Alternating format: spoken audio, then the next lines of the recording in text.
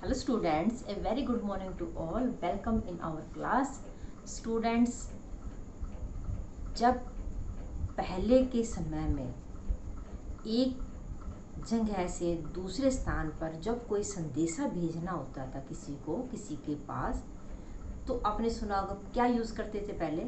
कौन जाते थे? पक्षी जाते थे, यानी कि आपने देखा कबूतर होता, वो संदेशा लेकर एक जगह से दूसरे स्थान पर जाता था।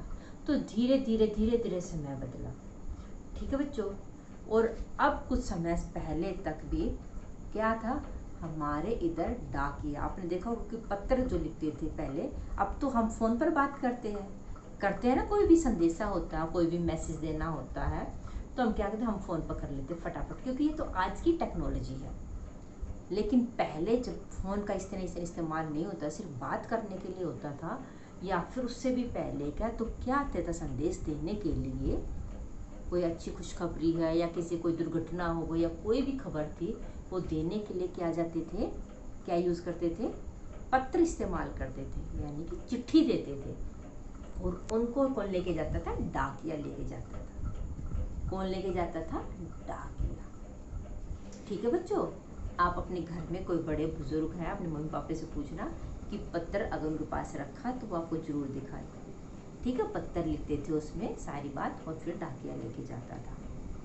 तो बच्चों, जो हमारा पाठ 6 है, ये भी हमारे देश के जो प्रधानमंत्री रहे हैं, जो पहले प्रधानमंत्री रहे हैं, प्रथम प्रधानमंत्री पंडित जवाहरलाल नेहरू जी, उन्होंने अपनी पुत्री को लिखा। किसको? उनकी पुत्री कौन थी? श्रीमती इंदिरा गांधी जी। ठीक है, वो भी प्रधानमंत्री रही है हमारे देश की।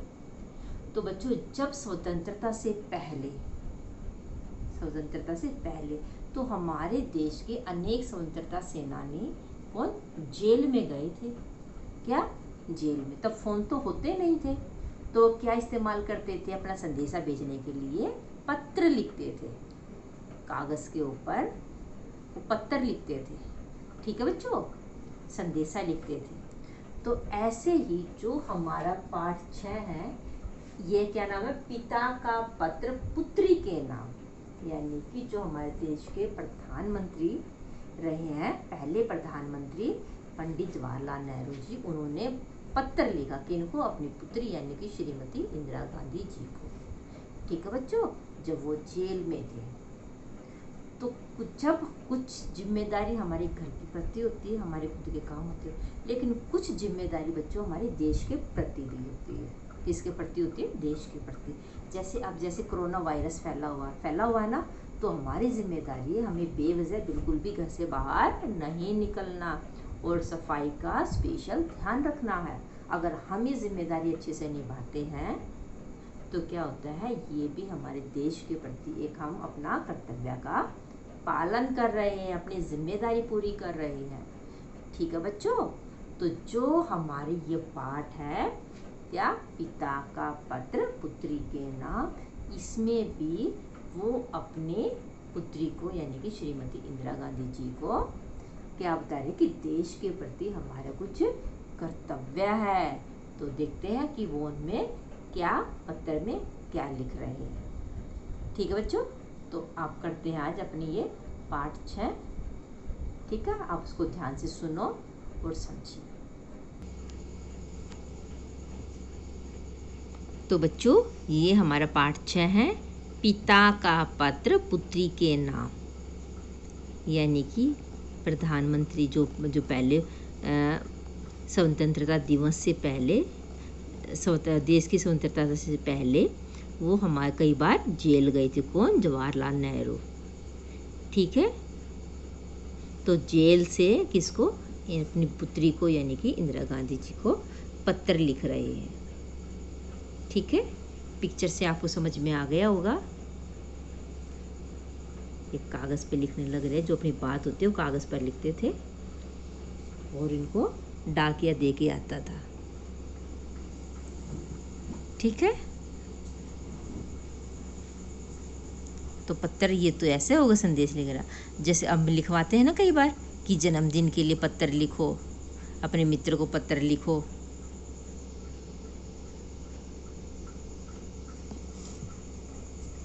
अब देखते हैं पिता अपने पुत्री को क्या सीख देते हैं। समझाते हैं ना बच्चों को, पेरेंट्स समझाते हैं ना, ऐसे ही ये दूर थे तो इसलिए इनको समझाने के लिए पत्र लिखा। यहाँ पर उन्होंने अपना एड्रेस लिखा है, नैनी जेल, 26 अक्टूबर 1930। देश आज़ाद कब हुआ था? 1947 को हुआ था ना। 15 अगस्त 1947 47 को देश आज़ाद हुआ था। तो 19 को 26 अक्टूबर 1930 को वो जेल में थे। तो जेल से, कौन सी जेल? नैनी जेल। तो वहाँ से उन्होंने पत्र लिखा था कि किनको? इंदिरा को, इंदिरा गांधी जी को। तो इंदिरा इसलिए लिखा, प्रिय इंदिरा, जन्मदिन पर तुम्हें कई उपहार मिलते रहे हैं। यानी कि अपने बच्चे को ये उपहार देते थे ना जन्मदिन पर।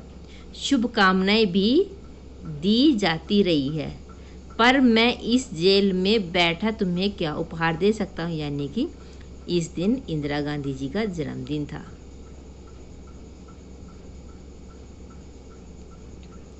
ठीक है।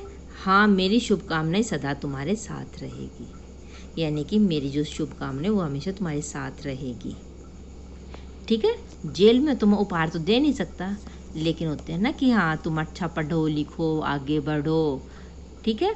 तो ऐसे ही शुभकामनाएं, जो बड़े आशीर्वाद देते हैं वो हमेशा तुम्हारे साथ रहेंगे। अच्छा, अब आगे क्या कह रहे हैं? क्या तुम्हें याद है कि जॉन ऑफ आर्क की कहानी तुम्हें कितनी अच्छी लगती थी?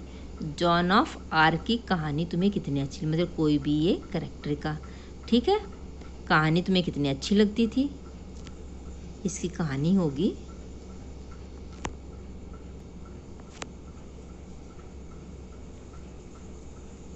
John of arc. अब आपको नहीं पता ना कि जॉन ऑफ आर्क कौन? बच्चों, फ्रांस की एक बहादुर स्त्री थी, वीरांगना थी, जिन्होंने वहाँ के लोगों के लिए संघर्ष किया। ठीक है। एक औरत थी ये, कहाँ की? फ्रांस की, और लोगों के लिए उन्होंने बहुत अच्छे काम किए थे। तो इसकी कहानी किसको अच्छी लगती थी? इंदिरा गांधी। तो उसके पिता कह रहे, क्या तुम्हें याद है जॉन ऑफ आर्क की कहानी तुम्हें कितनी अच्छी लगती थी? तुम स्वयं भी तो। और अच्छा, ये जो पत्र लिख रही है, जब इंदिरा जी का कौन सा जन्मदिन था? 13वां जन्मदिन था उनका, तब उनको, उनके पिता उनको पत्र लिख रहे हैं। तुम भी तो उसी तरह बनना चाहती थी। जब कोई कैरेक्टर हमें अच्छा लगता है, हम उस जैसे बनना चाहते हैं ना। कई बच्चे ऐसे हो कि सिंचैन, मेरे को सिंचैन जैसा होना चाहिए था, ऐसे ही बोलते हैं ना। तो लेकिन ये इंदिरा कह रही है कि, उसके पिता कह रहे कि तुम्हें भी तो ये कहानी अच्छी है, तुम भी उस जैसे बनना चाहती। पर साधारण पुरुष और स्त्रियाँ इतनी साहसी नहीं होते। वे अपने प्रतिदिन के कामों, बाल बच्चों और घर की चिंताओं में ही फंसे रहते हैं। कि स्त्री पुरुष की हाँ, रोज़ के खाना बनाना है, बाल बच्चों का ध्यान रखना है, घर की चिंता है, क्या बनाना है, साफ़ सफाई के नहीं काम में लगे रहते। परंतु एक समय ऐसा आ जाता है कि किसी महान उद्देश्य, यानी कि कोई बड़ा, हमें कोई काम करना, बड़ा काम के लिए, उनके लिए सभी लोगों में असीम उत्साह भर जाती है। यानी कि हमें कोई बदलाव करना है या फिर कोई अच्छा काम करना, उसके लिए जब सारे इकट्ठे होकर कुछ काम करते हैं तो हमारे अंदर एनर्जी आ जाती है ना बच्चों। साधारण पुरुष भी वीर बन जाते और स्त्री वीरांगना। जो साधारण पुरुष होते हैं वो वीर बन जाते हैं, बहादुर बन जाते हैं, और स्त्री वीरांगना। वीर पुरुष के लिए होते हैं, यानी कि वो क्या है? पुल्लिंग है, और स्त्रीलिंग होता है वीरांगना, वीर वीरांगना। ठीक है बच्चों, बहुत ज़्यादा उत्साह, असीम हो तो बहुत ज़्यादा। आजकल हमारे भारत के इतिहास का निर्माण हो रहा है। इतिहास यानी कि देश की आज़ादी के लिए कभी कोई लड़ाई हो रही है, कभी कोई लड़ाई, कोई क्या हो रहा है, तो वो तो निर्माण हो रहा है। बापू जी ने भारतवासियों के दुखों को दूर करने के लिए आंदोलन छेड़ा था, स्वदेशी आंदोलन, और बहुत सारे आंदोलन किए थे, सत्याग्रह किया। ठीक है। मैं और तुम बहुत ही भाग्यशाली है कि यह आंदोलन हमारी आंखों के सामने हो रहा है। तो उसके पिता कह रहे हैं कि हम दोनों, यानी कि उसके पिता भी और ये उनकी पुत्री इंदिरा गांधी में। हम दोनों बहुत सौभाग्यशाली, ये आंदोलन हमारी आंखों के सामने हो रहा है, हम भी इसमें कुछ भाग ले रहे हैं। जब आंदोलन हो रहा है तो हम भी भाग ले रहे हैं। एक महान उद्देश्य हमारे सामने है। महान उद्देश्य यानी कि देश की स्वतंत्रता के लिए उद्देश्य होता है बच्चों, कि कोई भी टारगेट होता है उद्देश्य के लिए। उद्देश्य क्या था? देश को आज़ाद कराना। तो एक महान उद्देश्य हमारे सामने है और हमें इसकी पूर्ति के लिए बहुत कुछ करना है। मतलब इस उद्देश्य को प्राप्ति के लिए, पूर्ति के लिए, भरने के लिए हमें कुछ ना कुछ करना है। ठीक है, कोई जेल में जा रहा था, कोई कुछ कर रहा था, कोई भाषण दे रहे थे, कोई आंदोलन कर रहे थे अंग्रेजों के खिलाफ।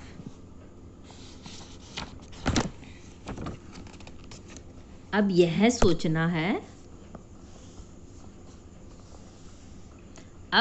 सोचना है कि इस महान आंदोलन में हमारा कर्तव्य क्या है।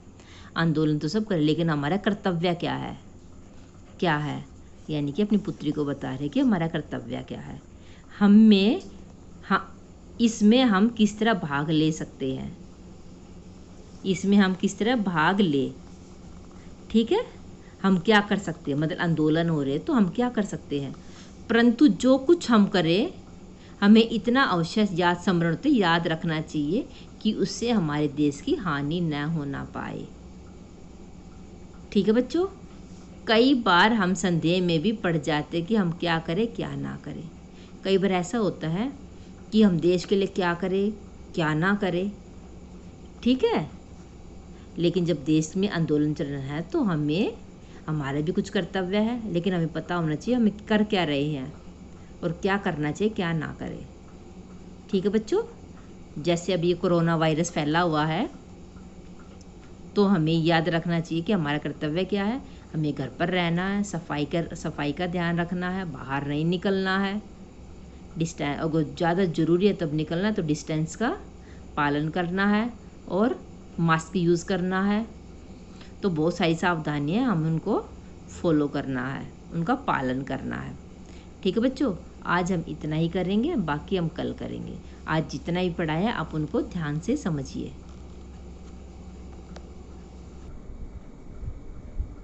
बच्चों, हमारे जन्मदिन पर पेरेंट्स कुछ ना कुछ हमें उपहार देते हैं ना, और हम इसको खुश हो जाते हैं। जब पेरेंट्स हमें उपहार ना देकर हमें कुछ ऐसी सीख दे तो हमें उनकी सीख को बिल्कुल ध्यान से समझना चाहिए। ठीक है बच्चों, ये नहीं कि खिलौने मिल गए, दूसरी चीज़ें मिल गई हम उनको संभाल कर रखें, लेकिन नहीं, जब पेरेंट्स हमारे माता पिता हमें कोई सीख देते हैं तो हमें उन सीख को जरूर मानना चाहिए। जैसे हमारे देश के प्रथम प्रधानमंत्री पंडित जवाहरलाल नेहरू जी जब जेल में थे तो वो अपनी पुत्री को कोई उनके जन्मदिन पर, उनके 13वें जन्मदिन कोई उपहार नहीं दे सके, लेकिन उनको पत्र लिखा और उन्होंने उसको सीख दी कि हमारे देश के प्रति हमारा कुछ कर्तव्य है। ठीक है बच्चों, आज हमने इतना ही पढ़ा है और बाकी हम कल पढ़ेंगे। आज के लिए इतना ही, अपना ध्यान रखिए, take care yourself. Okay, thank you.